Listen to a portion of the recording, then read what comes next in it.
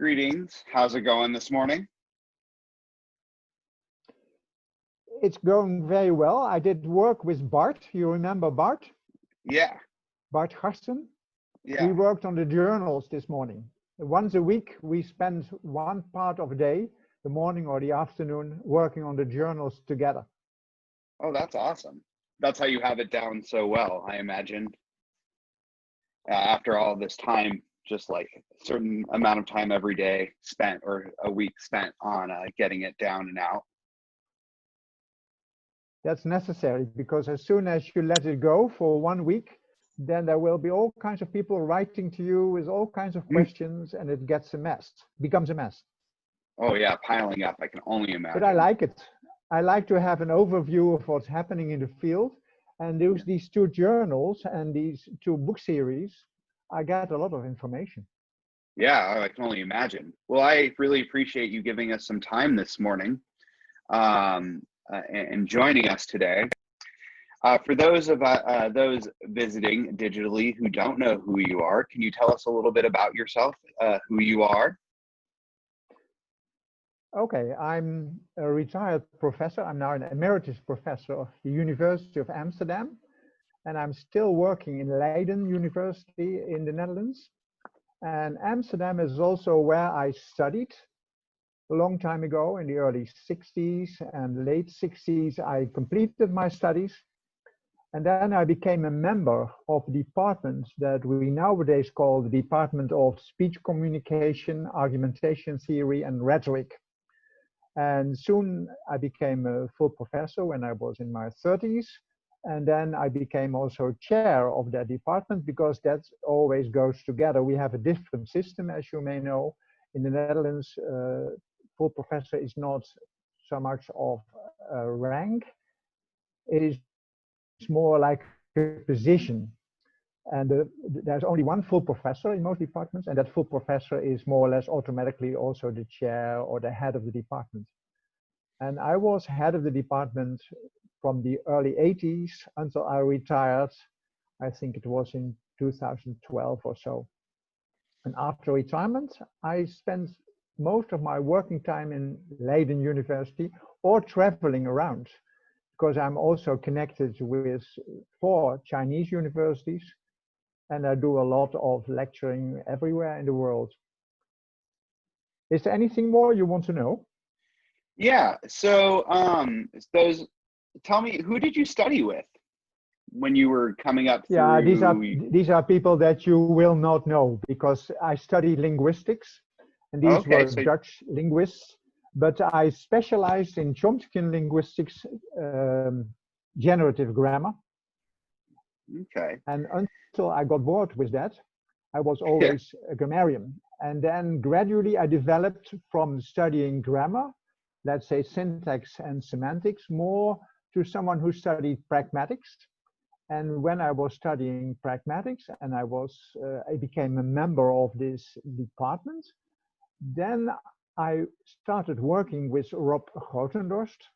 And because I had done a lot of work in neighboring fields, I felt that it would be very good if we could broaden the things we were doing in the department.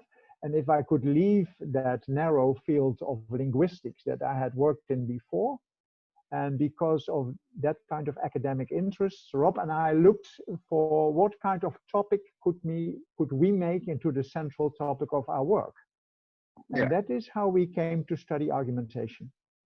Excellent. Well, that leads me actually to the next question, which is, what do you think that the study of argumentation offers our society?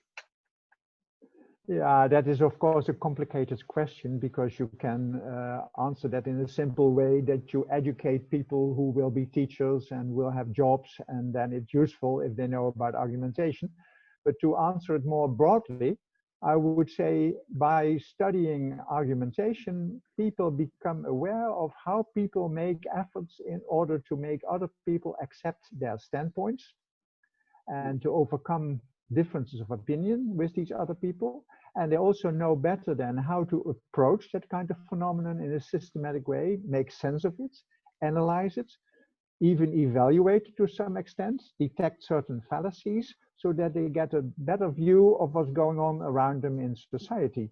And that means that if more people know about argumentation and have benefited from what argumentation has to teach, that you can enhance the level of the way in which people deal with differences of opinion in a society. And that's on every level, not just on the political level, but also at workplaces and at home. So I think the study of argumentation has a huge relevance to every area of society. And it depends, of course, on how well trained people are and how good the theories that they have, whether they can really benefit from that when they are in some kind of practice. They could become lawyers and benefit from it in an immediate sense, or politicians, but they could also be, let's say, civil servants who know well how to argue cases, how to explain things in such a way that people can understand them, and when they encounter problems, know how to tackle these problems by giving good argumentation for certain views. And I think in that sense, argumentation is highly relevant to society because it makes it possible to enhance, let's say, the cultural level, the intellectual level, and also the social level of the way people deal with differences of opinion. And differences of opinion are not a bad thing. It's not that I want to ban them from society.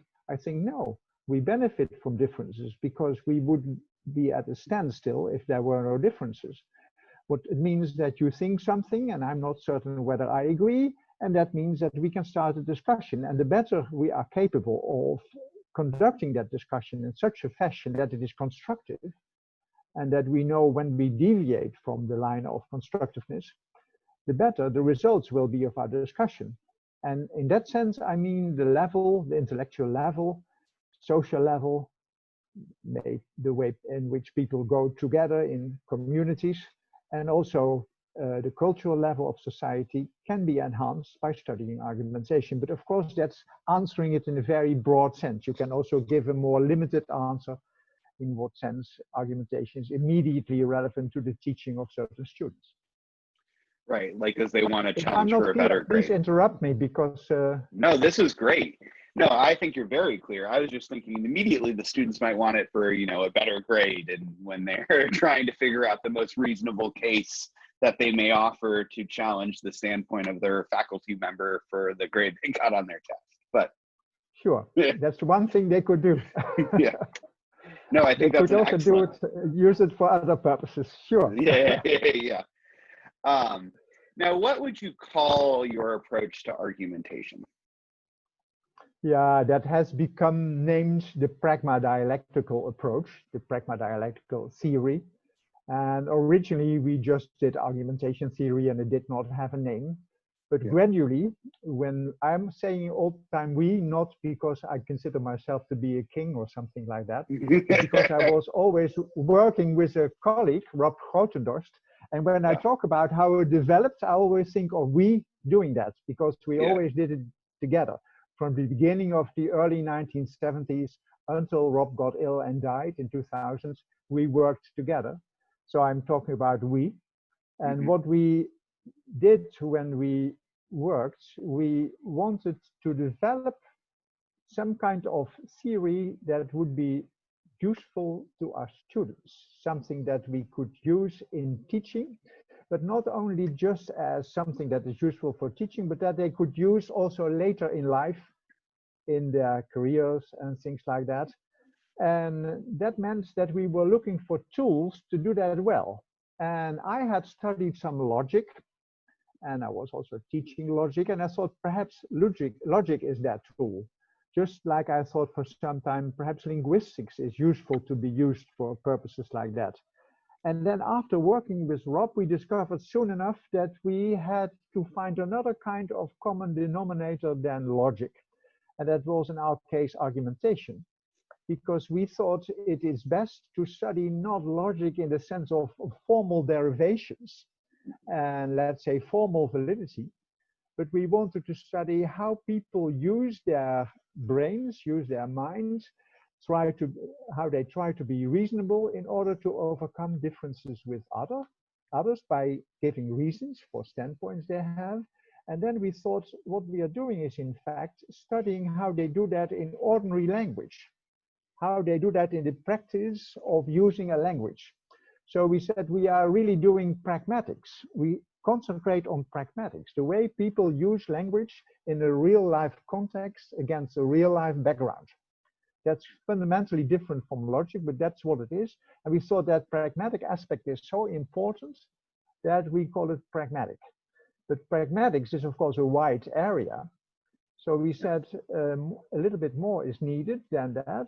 And we had also discovered that what we had in mind was close to what people like Aristotle call dialectic, in the sense of having some kind of critical dialogue or critical discussion with other people that would lead, I would not say always to the truth, but to a better position than you had before. And that's why we said, let's call it Pragma-Dialectics, because it's not a formal dialectics. There's also a way of approaching argumentation in a formal way, like Else Barth and Eric Krabbe advocated in the late 70s and early 80s. And that is called formal dialectics. And to distinguish ourselves from that, we called ourselves Pragma-Dialectics. Pragma from pragmatics and dialectics from studying, let's say, a dialogic kind of approach. An approach where you realize that argumentation is always a dialogue with someone else. It may be that that dialogue is silent because that other person cannot talk back. He's listening to you while you're on the radio, or you write something and he will read it later, or she. But you know that you write as if you are trying to have a dialogue with someone else, as if you try to convince someone of a standpoint. And you try to do that in a reasonable and effective way. And that is what we aimed to study in argumentation. And that's why we called our approach Pragma-Dialectics. It's interesting, and we'll get to this at the end of the interview. You immediately got to the double standards of Pragma-Dialectics and strategic maneuvering, right? Yeah. Right, the effective and reasonableness, which is I totally love. That's how I got my start into argumentation.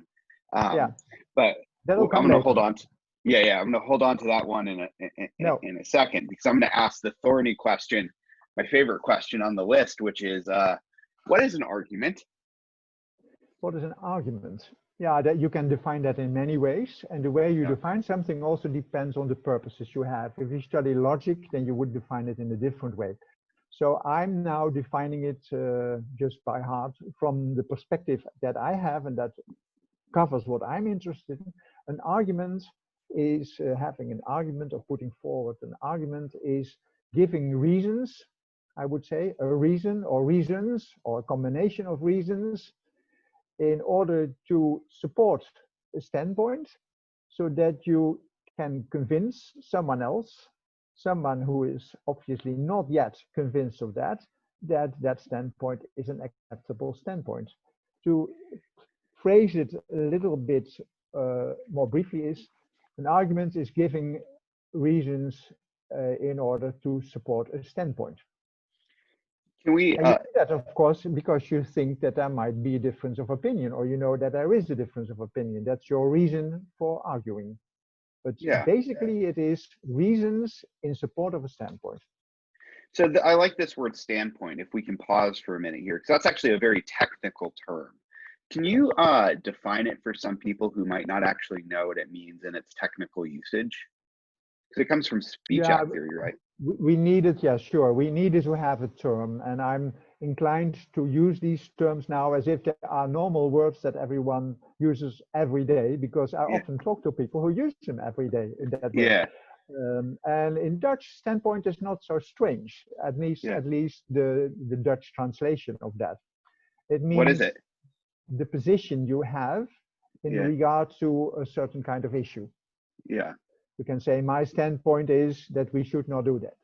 Or my standpoint is that America has the wrong president. Or whatever you like to say. Same. Yeah. And a standpoint, you could say it's something like a view, a position you take. Technically, you could say it's a position, a positive or negative position you take towards or with regard to a proposition. Proposition is something you refer to and you predicate something of. You say, Trump is America's president, and you say Trump is not a good president for the United States. Right. Perhaps I should choose another example. No, I think that you'll probably have strong people who I think people will agree with you on that one. It's pretty hard to Yeah, disagree. I think that's in the Netherlands, it's about 99% of the people who will agree. So a standpoint then, when you make that statement, you're undertaking certain burdens and responsibilities to either Yes, substantiate that claim or that is withdraw exactly it. true. Why do we use a technical term? Because if I would just say a view, you're not so much committed to that. A standpoint means that it is a position you take with regard to a standpoint, and you commit yourself to defend that standpoint if someone sees reason for you to defend it. For instance, because that standpoint is not sure, that person is not sure whether he or she accepts that standpoint. And otherwise, it would be no use giving reasons, giving an argument. So when I give reasons for my standpoint, of course, a standpoint means that it's something that may be in dispute, otherwise you would not call it a standpoint. And now I see that you look a little bit hesitant, so I think I should defend my standpoint, and then I give an argument for my standpoint. And standpoint is then the view that you defend. Excellent. The position, yeah. So this raises another good question for me. How do you identify when an argument has occurred versus just ordinary discourse? Yeah, there are all kinds of ways, and you do not use them all separately. You usually use them together because this is real life, and you encounter texts, or you encounter speeches, or you encounter discussions that you have heard before, or you know what that is, that phenomenon. You're also part of that, and you know how that goes. And that means that you can recognize argumentation because you know it's connected with standpoints, as I just explained. So you look, when you hear something, is there some kind of position that is being defended? Is there a position that is in need of defense? Are there any indicators in the way people express themselves that make clear that they are defending a position?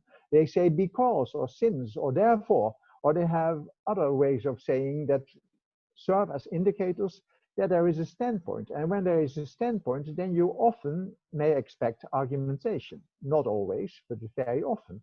And when there is argumentation, you may expect a standpoint. So when you are not certain and you think this might be an argumentative text, then you look, can I see that there is any standpoint defended? And can I see that there is anything that defends that standpoint?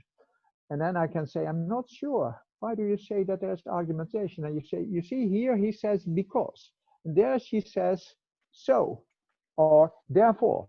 And here he says something that is so outrageous that must be a standpoint that is in need of defense. And you see, that's why he now immediately says these sentences that are obviously a defense of the standpoint, because you do not always say therefore or since or things like that. So these indicators are often lacking. And then there are often other clues. And among these clues are the context, sometimes also background knowledge, that you know that in this kind, on this kind of occasion, there is always that kind of thing going on. There is that argumentation going on, or they have a difference, and that's why they are here. So it might be background knowledge, it might be the context. It might also be that you understand that you cannot say this to these people if you do not defend why you're saying it, because otherwise it's so unexpected or so outrageous or so strange or whatever. So you have all these kinds of indicators, verbal indicators, indicators in the context, certain things you know from the background, but also sometimes indicators in what I would now call the content, the fact that it is something that goes against what you would expect this person to think or to find. Yeah, no, that things totally like that. Okay. Yep. So once you've identified an argument, how does one go about analyzing an argument? Yeah, now that depends, of course, on the kind of method that you have.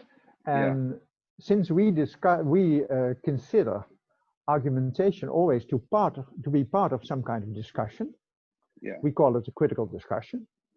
When you encounter an argument, when I identify something as argumentation, as an argument in a text, then I treat it as if it's part of a critical discussion, and that's how I analyze it.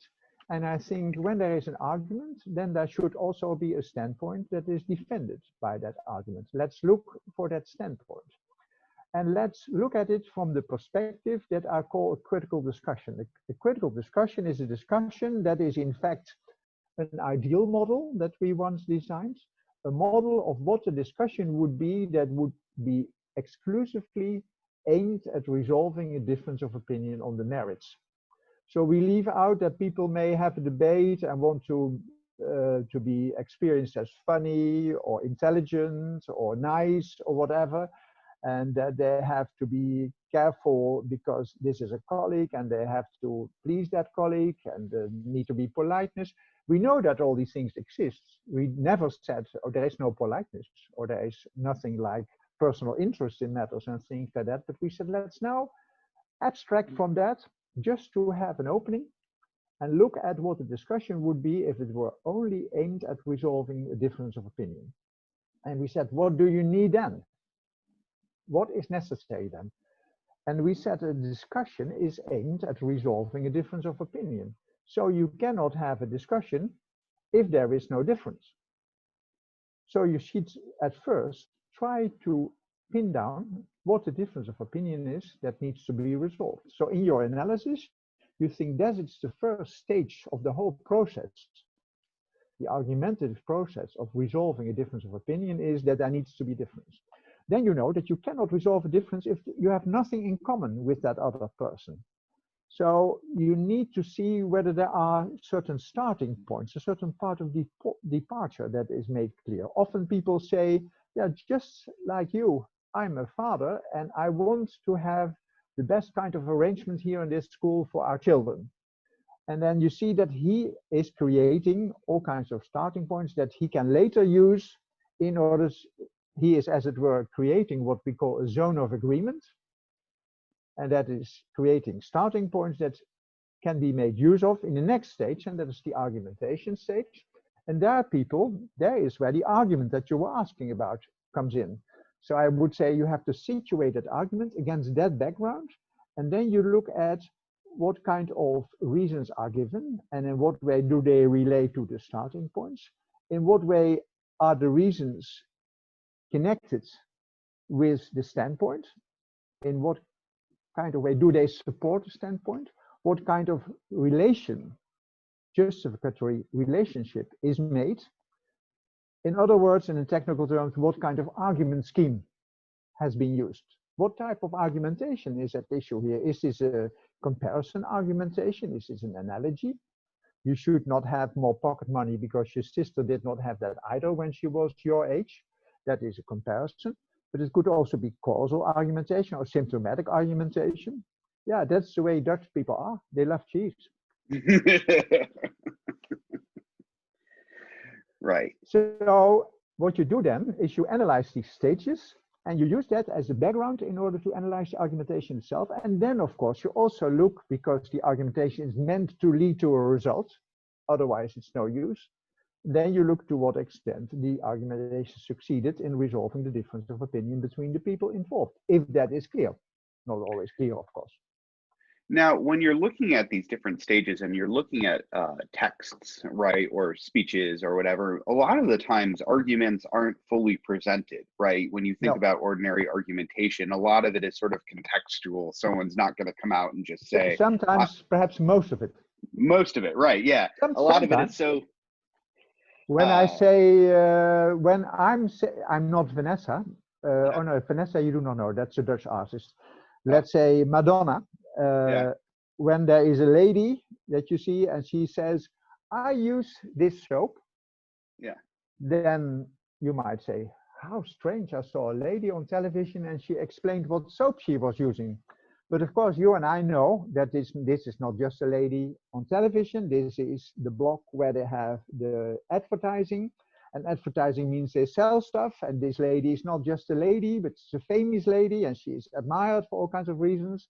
And she is not just saying that to inform you, but there is a lot behind that. She is saying, I use this soap, and that makes me so beautiful and so important as I am now.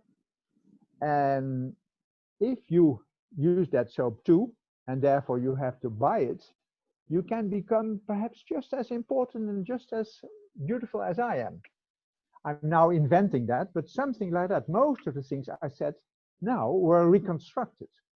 The only thing that she really said was, I use this soap.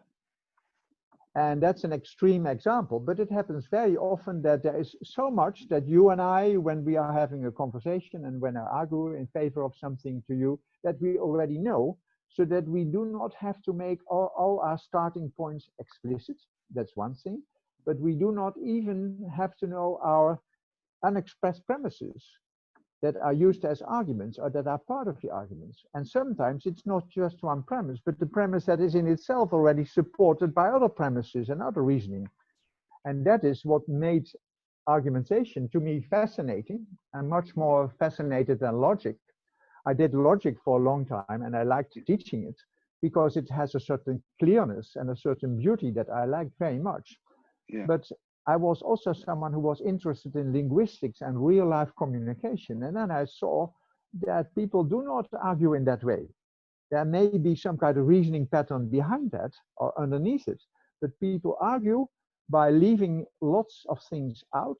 And it's not because they are sloppy, simply because there's no need for it. They may also be sloppy, but they would also be very boring and it would be very time consuming and almost impossible, unnatural, if they would make everything explicit that both parties already know. But of course, that can also be used in a negative way, because you can also use it in order to trick people or whatever. So it is good always in every argumentation to make clear what's happening, and that's what my students do, to understand that you need to have a lot of knowledge about communication and language and pragmatics in order to understand what is really conveyed in an argumentative message. And in the analysis, you reconstruct, as it were, the argumentation. And you reconstruct it by using that model of a critical discussion I was talking about. And then after you have reconstructed it, only then you can come to a fair evaluation. Excellent. Because if you otherwise would say it's not valid, yeah, then I can tell you that 99% of all the arguments you find in reality are not valid because they are not fully explicit. Right, exactly. So There's I think no you're, yeah, I mean, the standards of validity aren't necessarily applicable to everyday ordinary argumentation because we're not logical. Oh, only when I want to be very pompous and say to you, listen, Justin, this should be the case because if A then B, A is the case, so therefore B, you understand? And then I'm a little bit pedantic when I say that. So it's highly exceptional when you do that. So it happens, and then you have to, of course, you have to look at it because people also make mistakes of a logical kind. But in most cases, it's not logic in the sense of formal logic that plays a part. It is a different kind of evaluation. It's an evaluation of what is happening there as a reasonable discussion, whether there are violations of rules of reasonableness. And that is how we saw argumentative discourse. But now perhaps I'm already starting talking about something you would like to talk about later. Yes, on to the next question. Just out of curiosity, do you hear we have a new puppy right now? Is he kept breaking into the feed at all? Now you say it. Now you say it. Yeah, I hear it. Oh, you hear him? He's How old is it? He's 10 weeks old. 10 weeks. Yeah. Nice. He's a bit of very a nice. Yes. Great. Yeah, he's been quite a handful. All right. So you're still training him in order to. Yes. So the next question that you're starting to move towards is one of assessment, right? Which is, how do you determine the quality of an argument, right? So if we can't use validity because of a host of reasons, how do we determine what counts as a good argument? Yeah, then I would say the first thing is not to consider it in isolation, not to say, here is your argument, give me your verdict about this argument. Because no, argumentation is part of the process, as I explained, of resolving a difference of opinion on the merits. So you also always have to look at it in that context. And that means when I evaluate argumentation, then I evaluate, as it were, argumentative discourse.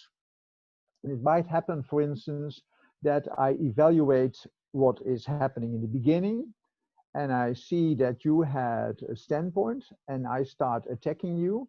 But what I do is I do not attack your standpoint, but I make a straw man, as it's called.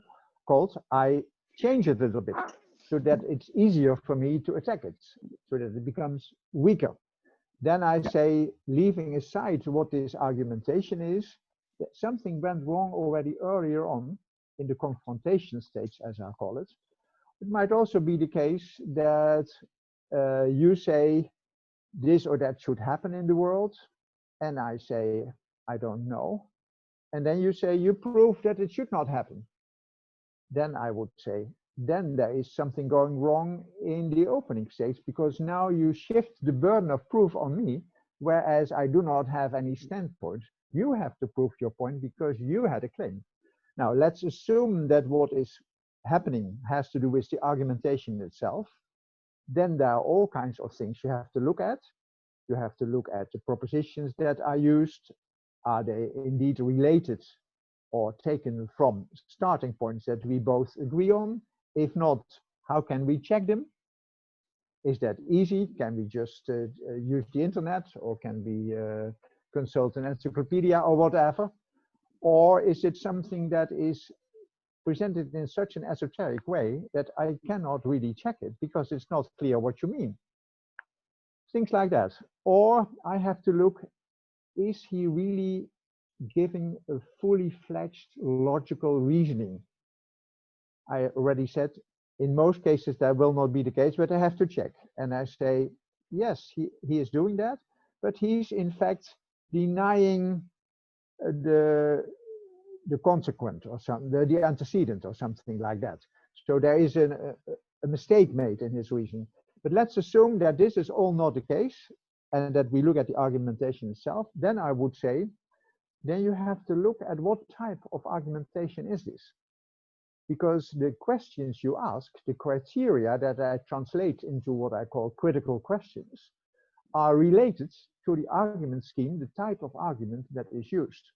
And sometimes I even have to determine the subtype, because it's not enough to say this is symptomatic argumentation. I have to say, no, it's not just symptomatic argumentation, it's argumentation from authority. And that means that more specific criteria, more specific questions need to be asked. And then we look at what is the basic critical question and what are the other critical questions that go with it.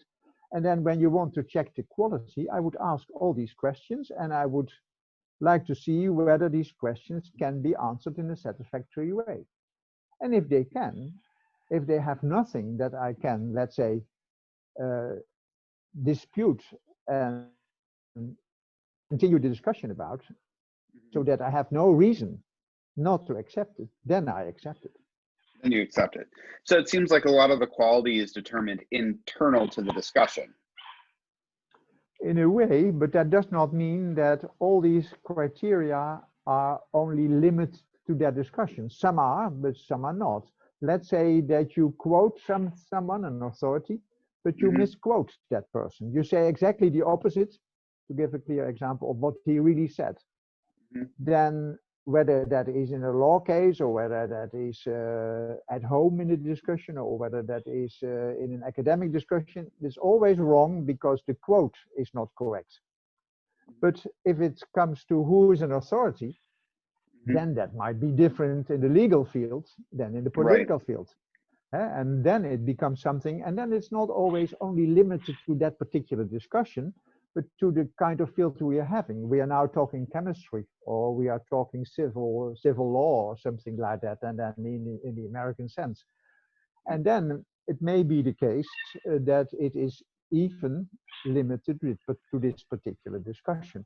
So I say you have certain general critical questions or general criteria. I will not always say that they are universal, but why not? I don't know that, but they are general. Yeah. And then what should happen is you always should look at a certain domain. Let's say we are in the legal domain, the political domain, the academic domain.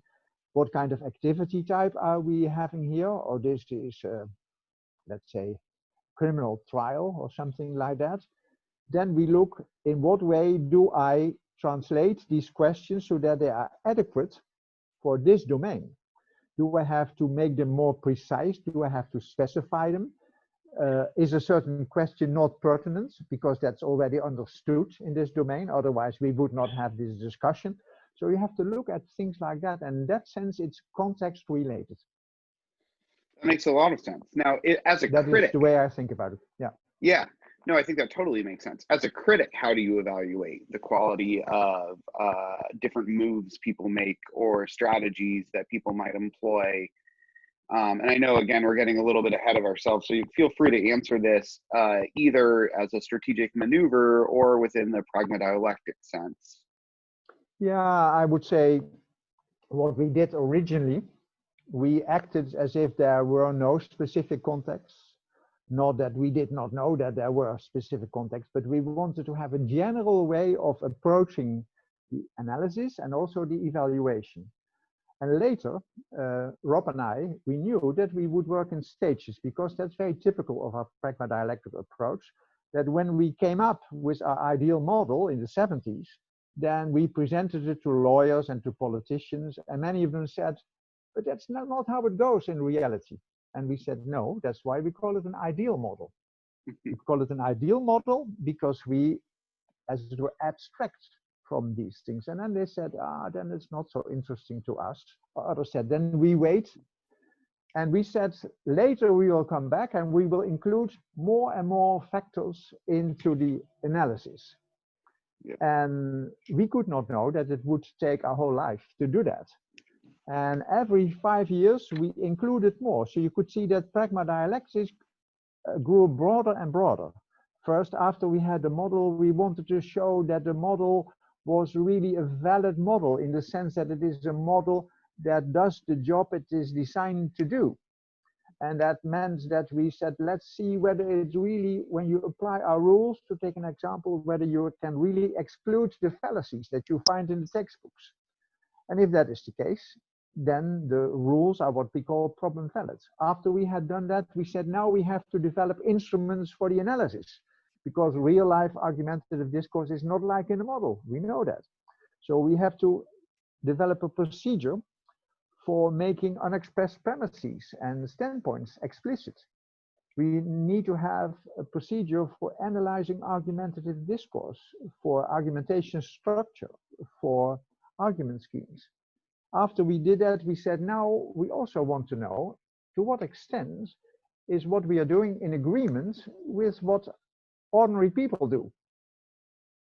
At least if you can speak of ordinary people, but what people do in real life argumentative practices. And we said, would we reject our theory if there were certain discrepancies? No, of course not. We would think again whether we were right in our theory, but it might be the case that in reality there are certain deviations that are exactly the reason why you would people to study argumentation, because they do not always act in accordance with what we think is reasonable. So we said, let's see to what extent people agree with the rules, not in their actual reasoning, but when they have to assess reasoning of others, reasoning in the sense of argumentation. So we designed all kinds of little dialogues, and we asked during a great number of years, 10 years or so, people, subjects of the research, to give an evaluation and say whether it's totally unreasonable, very reasonable, and in between.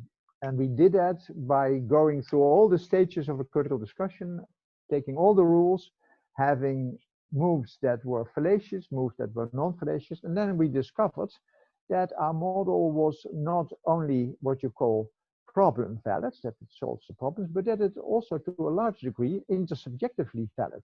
That if people are asked to give a verdict without having to know the rule or the criterion, because they cannot formulate that and they have never heard of argument schemes and that is not important, but they say, no, here is something wrong.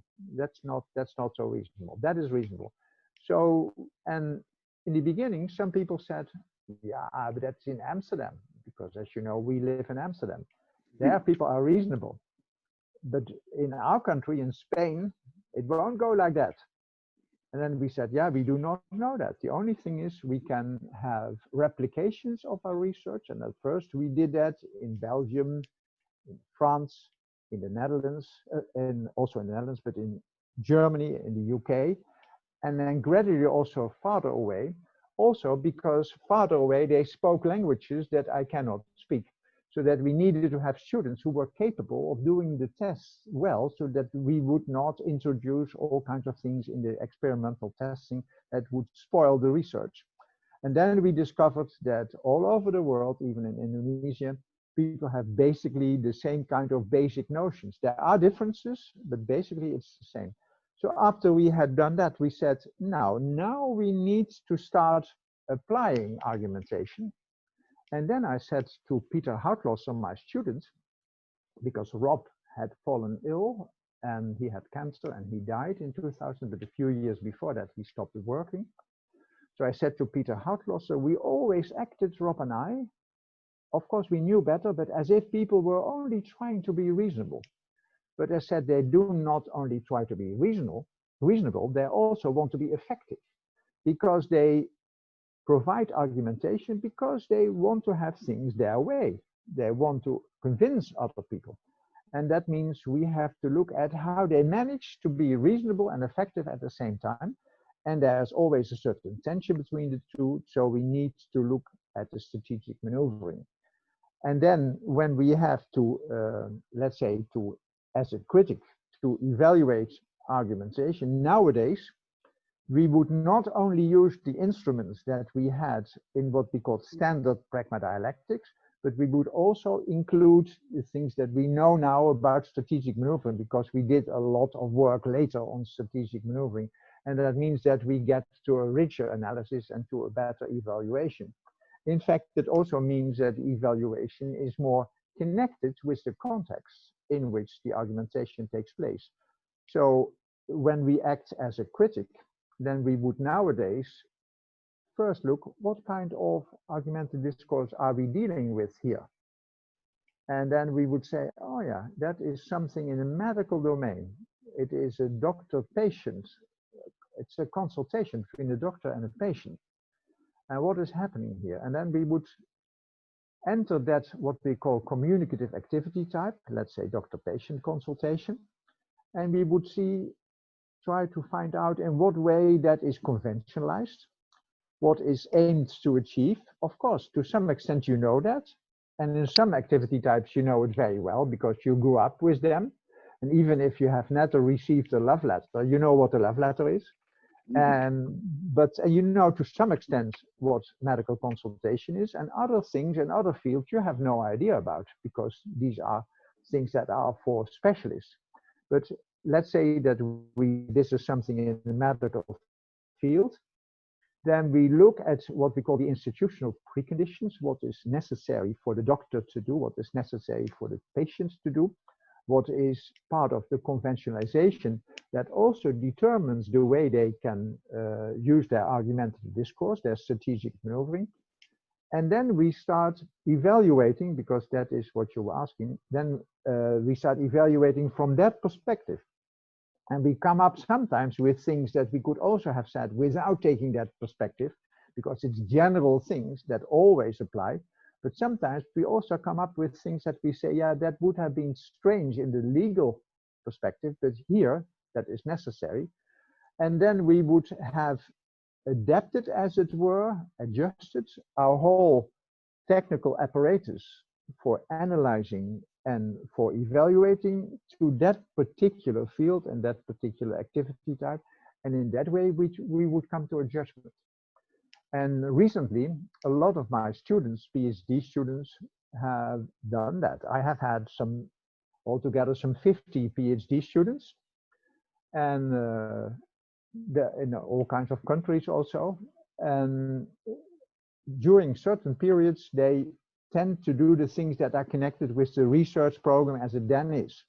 So when you look at the dissertation of Franziska Snoek-Henkemans, who was one of my earliest PhD students, you can see that she talks about argumentation structure, because we were then trying to find out how you can see in a dialogical perspective these argumentation structures. When you look at my more recent PhD students, then you can see that they usually have contextualized topics. I have a number of dissertations in the legal field, a number of dissertations in the medical field, a number of dissertations in the political field, and then always, when it comes to analysis, they look at the institutional preconditions, and I did also work like that myself for the European Parliament, and then you discover that there are certain preconditions that help you to understand what's going on and that are also necessary to take into account when you evaluate the argumentation. So when I see, for instance, a speech made by a European parliamentarian and I analyze that, then I know that there are all kinds of things that are laid down as what we call primary institutional preconditions in some kind of rule book, that this person may talk for only 10 minutes and lots of other things. And there are also what we call secondary institutional preconditions that are not in any rule book, but that everyone knows. For instance, these European parliamentarians are chosen by people in a certain country, let's say in Italy. And when they want to defend something in European Parliament, then they are supposed to do that in order to promote the European cause. They cannot just promote Italy, because they are there to promote something that's good for Europe. And that also makes it possible to explain why they never would give only an argument that says, because in Italy this or that happens, or is the case, or is a problem, but that they also mention things in Poland and also perhaps in Belgium.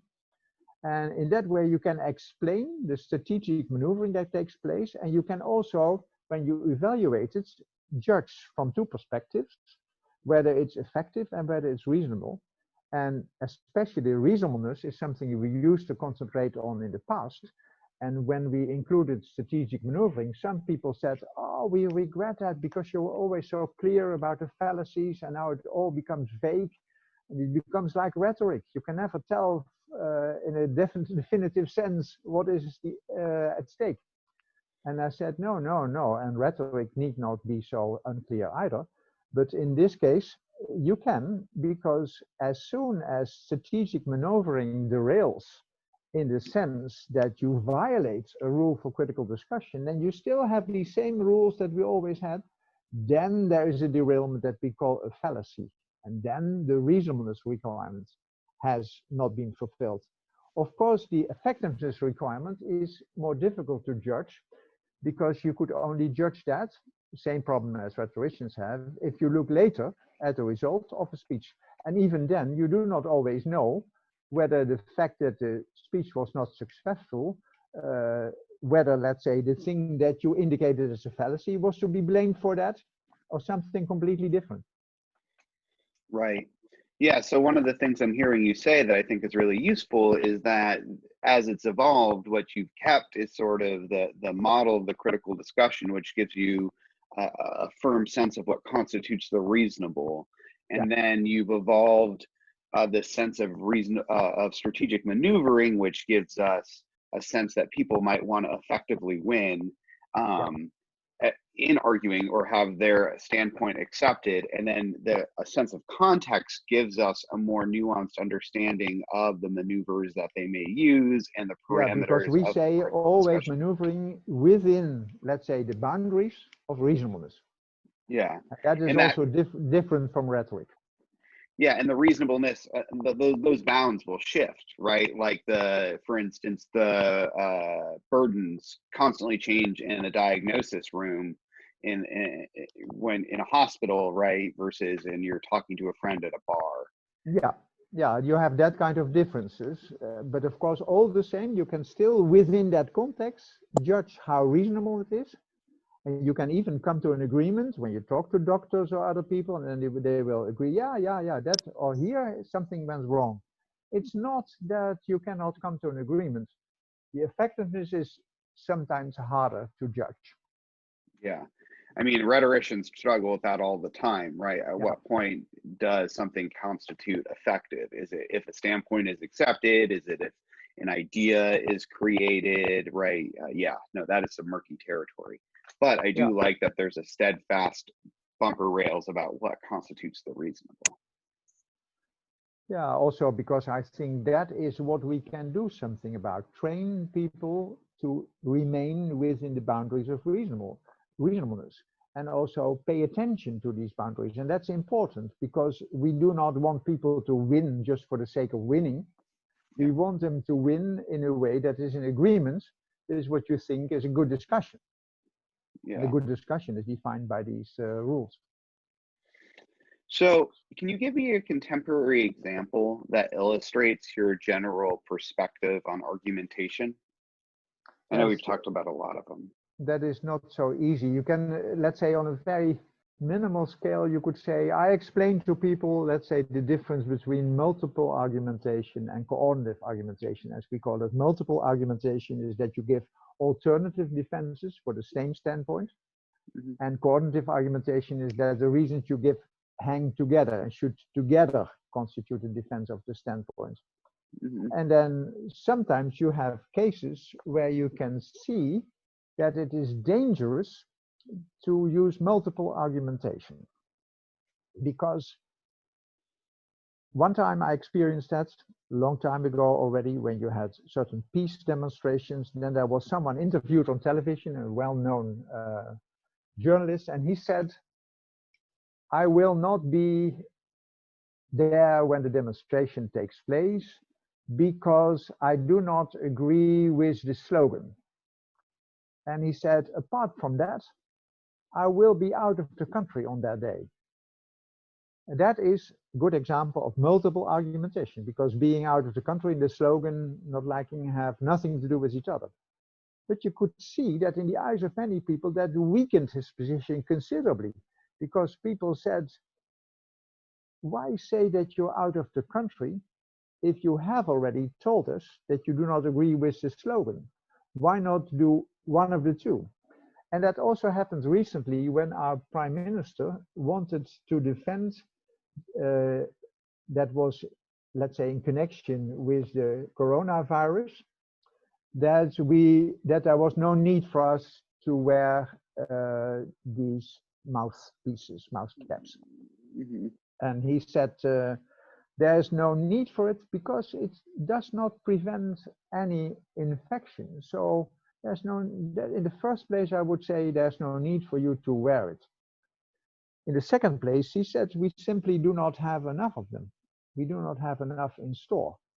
Now that's a good example of multiple argumentation. And some of my students noticed immediately, they said, yeah, that's a good example of where you said that it's dangerous, because it may sound as if he is making his position stronger by giving two different arguments, but in fact he weakens it, because everyone starts thinking, yeah, why say that it doesn't work if you simply do not have enough in store so that you cannot do it.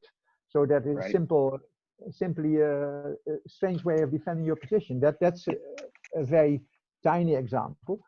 And that's a great example. It's hard to explain that. For instance, I analyzed lots of advertorials. For instance, I analyzed with students advertorials of Shell about what they did in Nigeria. They were accused of all kinds of wrong things in Nigeria, and they defended themselves. And then by analyzing that text, I made clear the hypocrisy of the defense by pointing at certain discrepancies between what they said that only come to light when you look at the strategic maneuvering and you look at what is underneath the argumentation, because they are not logical contradictions, but they, in a pragmatic sense, they do not go well together. Or when you look, for instance, at not so long ago, I analyzed a KLM advertorial. They were accused of doing bad things to animals because they had killed a whole bunch of squirrels, because no country wanted to accept these squirrels. They were sent from Beijing to Athens, and then in Athens they were not welcome, so to speak. And then the only thing KLM could do, that's at least what they said, was kill them. Oh geez. And then all kinds of groups of animal lovers started to protest. So there was quite a protest against KLM. And KLM, of course, is an airline that wants to keep its customers. And they thought, we need to do something. And then they had an advertorial, and I analyzed that, in which they, as it were, they make it sound as if they explain what happened. But in fact, they did not explain what happened. They defended their position. They defended why they did well. And it's very nice, and students love that very much, but it's not the main thing that they love it, but also they can see that it's useful, that you can lay bare certain things behind what people say in public. And that is very useful. Yeah, it seems like it's a quote neutral statement, but really it's advancing a strategic standpoint. Yeah, and think of, for instance, the R.J. Reynolds advertising against smoking by children. I analyzed that with Sally Jackson and Scott Jacobs, and later also by myself when I used the strategic maneuvering. And then it sounded like so reasonable that they just said to young people, you should not smoke. But when you saw that they used arguments that these young people would never, never accept, so that you could know that it would backfire immediately, then you could see that it was not a serious attempt at convincing them. And that's interesting to see that. Yeah, exactly. Yeah, and we'll be interviewing actually both of them a little bit later in the week. So they'll get to, Nice. No, I think that is an excellent examples. So I wanted to kind of close out with, do you have anything that you think young up-and-coming argumentation scholars should know?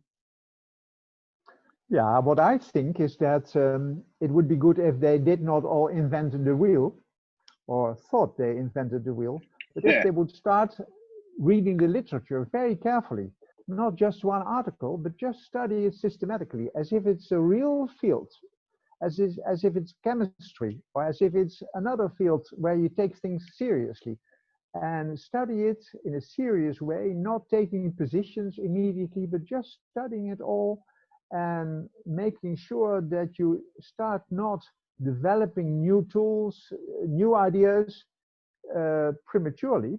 There's nothing against new ideas. I love them, but I would say do that only after you know what you're talking about, so that in that way you can benefit from what others have done, and that what you do will not disappear in a drawer, but can be published in academic journals and can be to the benefit of others.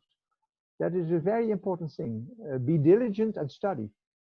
That is some great advice right there. Well, thank you very much for spending the morning with us, Frans. I appreciate it. It was a pleasure. Morning for me. Thank you very much. Afternoon for you. We appreciate it. It was a good idea of you to do this, and I wish you every success with it, and also the people who watch this. Thank you. Cheers. Okay, bye-bye.